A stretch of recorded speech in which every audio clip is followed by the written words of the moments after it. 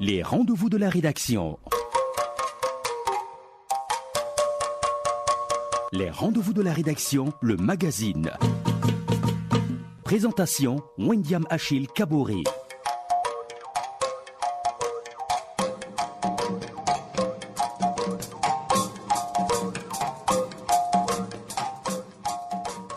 Mesdames, Messieurs, bonjour et bienvenue à votre magazine. Dans ce numéro, il sera question du lancement officiel du plan d'urgence pour l'accélération de la réponse au VIH intervenu à Ouagadougou.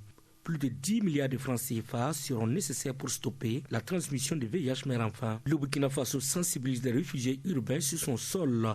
L'objectif est de leur enseigner les bonnes pratiques pour une intégration véritable au sein des populations burkinabées. Tous ces sujets seront développés dans ce magazine. Une fois de plus, bonjour et bienvenue à tous.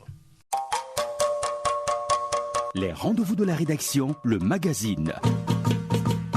La problématique du VIH-Sida était au cœur des échanges entre le directeur exécutif de l'ONU-Sida et le président du Faso.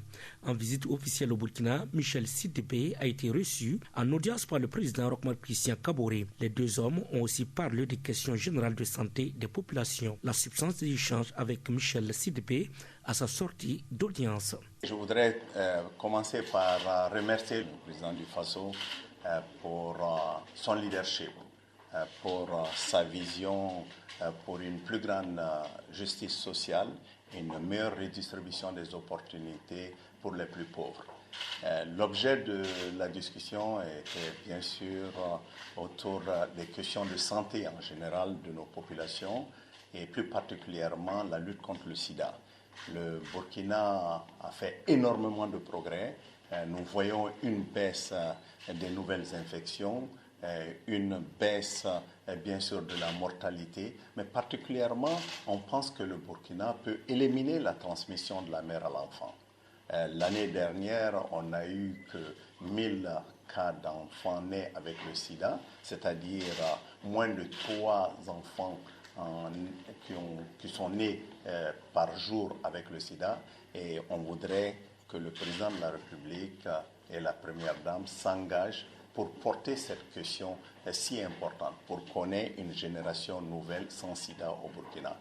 Le président a bien sûr clairement mentionné le fait qu'on est dans une situation pas facile au niveau de la sous-région, au niveau sécuritaire, mais son engagement sera présent. Il fera tout ce qu'il pourra pour faire en sorte que cette élimination de la transmission de la mère à l'enfant devienne une réalité. Ce plan de rattrapage que nous allons lancer et le plan d'élimination de la transmission sera un signe de son engagement personnel. Le Burkina Faso entend éliminer la transmission du VIH-Sida mère-enfant. Pour concrétiser cette volonté, un plan couvrant la période 2017-2020 de plus de 10 milliards de francs CFA a été élaboré. Ce plan vise également à dépister plus de 20 000 nouvelles personnes, mettre 100% des femmes enceintes séropositives en consultation prénatale sous traitement antirétroviral. Le lancement officiel de ce plan d'urgence est intervenu à Ouagadougou en présence du directeur exécutif de l'ONU-Sida, Michel Sidibé. Il apprécie l'initiative du Burkina. Quand nous parlons d'un plan d'accélération, il ne s'agit pas d'aller rechercher les nantis, il s'agit d'aller chercher les gens qui ne sont pas nécessairement capables d'aller vers nos services. Et c'est pour ça que je trouve que ce plan d'accélération est quelque chose de très important. Le chef de l'État s'engage personnellement, le chef d'État était présent, c'est une démonstration éclatante de son engagement personnel et on va aller vers l'élimination de la transmission de la mère à l'enfant, comme la première dame vient de le mentionner. Il n'y a que moins de 3 enfants qui naissent avec le VIH chaque jour au Burkina et je suis persuadé qu'en mettant l'accent seulement sur les grandes villes du Burkina, on peut déjà contrôler de plus de 50% cette transmission-là. Et je suis heureux d'être au Burkina Faso. L'engagement, la voix de la société civile, la démocratisation de l'accès aux services, la pression qu'on nous pose tous les jours pour être meilleur, tout cela nous enchante. c'est de cette Afrique dont on a besoin. À cette cérémonie officielle de lancement du plan d'urgence pour l'accélération de la réponse au VIH et de celui de l'élimination de la transmission mère-enfant du VIH, l'épouse du président du Faso, Sika Kaboré, a été faite ambassadrice de bonne volonté de l'ONU-SIDA pour l'élimination de la transmission de la mère à l'enfant. La première dame entend multiplier les actions pour réussir sa mission. Sika Kaboré. Merci à ONU-SIDA pour la confiance placée en moi. Et je dois dire que je sais que la tâche ne sera pas facile. Mais je pense qu'en tant qu'ambassadrice de bonne volonté de l'ONU-SIDA, mon devoir est de mettre tout en œuvre pour aider, pour contribuer à l'élimination de la transmission de la mère à l'enfant du VIH-SIDA. Je participe déjà à un certain nombre de programmes visant à favoriser l'accès des femmes et des filles aux services sociaux dans le cadre de la lutte contre la mortalité à l'accouchement. Et déjà à ce niveau-là, il y a quelque chose à faire. Il y a également le fait que je suis déjà présidente d'une fondation, la Fondation Kini, qui, vous le savez, œuvre contre les cancers féminins. Et tout à l'heure, M. Sidibé nous l'a notifié. Les femmes porteuses de cancer du col de l'utérus sont fortement à risque pour les problèmes sur les questions de VIH-Sida. Et donc là également, c'est une lutte que j'ai déjà commencée, que je vais poursuivre.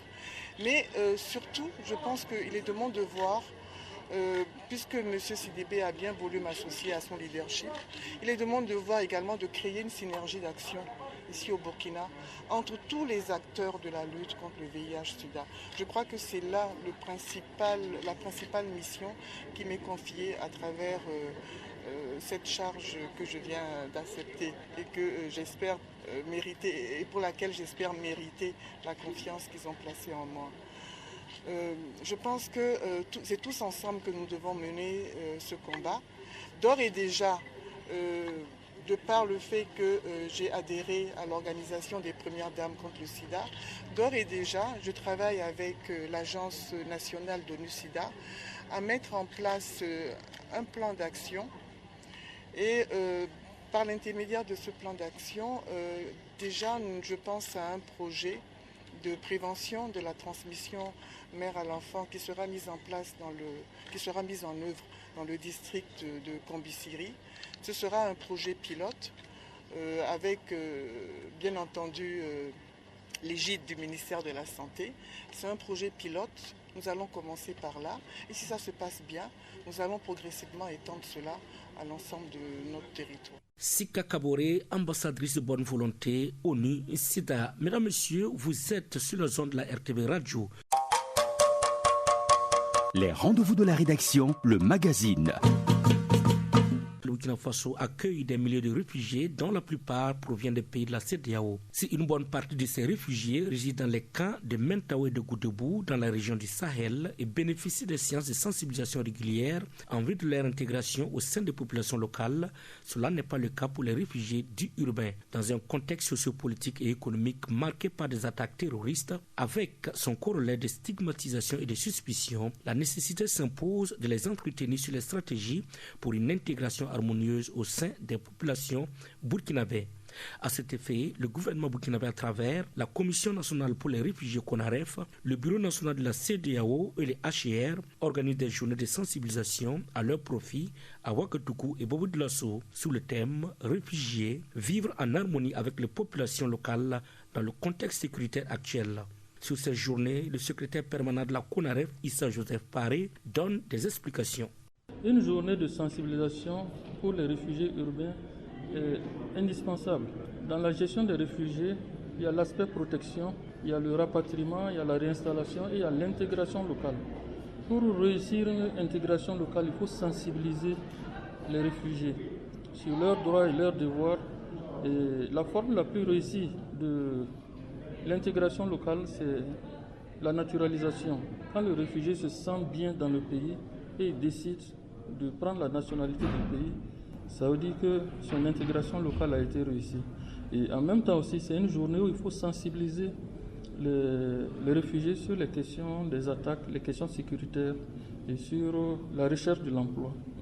Voilà un certain nombre d'éléments qui font qu'il faut vraiment organiser une journée pour les réfugiés, une journée de sensibilisation pour les réfugiés qui est différente de la journée du réfugié le 20 juin que nous organisons. Les HCR apprécient la tenue de ces journées de sensibilisation. Pour sa représentante adjointe au Burkina, ces journées témoignent d'une solidarité à l'égard des réfugiés. Elles pourraient déboucher, selon Mawa Parums, sur des pistes de solutions en vue de leur offrir un mieux vivre. J'aimerais commencer par remercier le gouvernement et le peuple burkinabé pour l'hospitalité qui est donnée aux réfugiés. Nous en avons plusieurs milliers au Burkina Faso. Et c'est important de discuter avec eux, d'échanger avec eux par rapport à leur avenir. Vous savez, le Haut Commissariat aux réfugiés a été créé initialement pour 3 ans. Donc le statut de réfugié est en principe provisoire. On doit toujours chercher des solutions permanentes à la situation des réfugiés. Et ces journées aujourd'hui sont vraiment le symbole de ce dialogue pour pouvoir trouver des solutions durables à leur situation. La naturalisation, la réintégration, l'intégration, le rapatriement, et tout ce qu'on peut imaginer comme solution pour que les réfugiés soient autosuffisants. Aujourd'hui, nous en avons à peu près 25 000, aussi bien urbains que dans le Sahel. La majorité des réfugiés viennent du Mali, ceux qui sont dans le Sahel.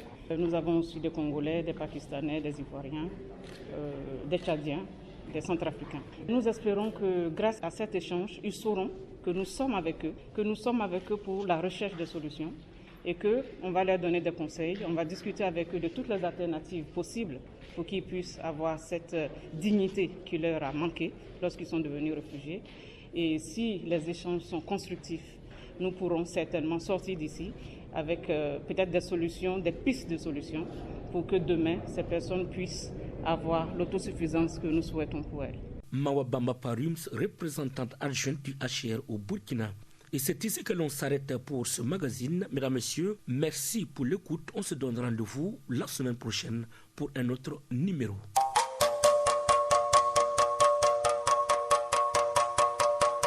Les rendez-vous de la rédaction. Les rendez-vous de la rédaction, le magazine. Présentation, Wendiam Achille Kaboré.